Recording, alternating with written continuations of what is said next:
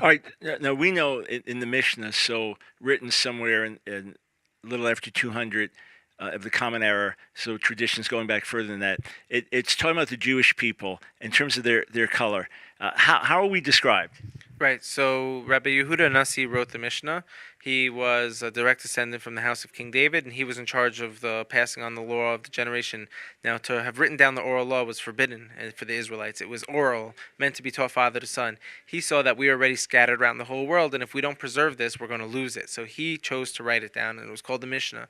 In the Mishnah, he was speaking about the skin afflictions that happened to people in the times of the temple, and when he's speaking about the color of the skin, he references and says that the children of Israel were not white and they were not black. They were boxwood. That's the word it was used. Perhaps like the color of the table we're sitting at. And, you have to imagine he was saying the children of Israel. I think he was speaking about in past tense of who they were. At the time already that he was alive, you had great, Roman converts who became Torah scholars. Rabbi Akiva's father was a convert. Rabbi Akiva was one of the greatest sages ever. You had Onkelos, you had Shemaiah and Avtalion. These were masters on the Torah chain who were converts from Rome.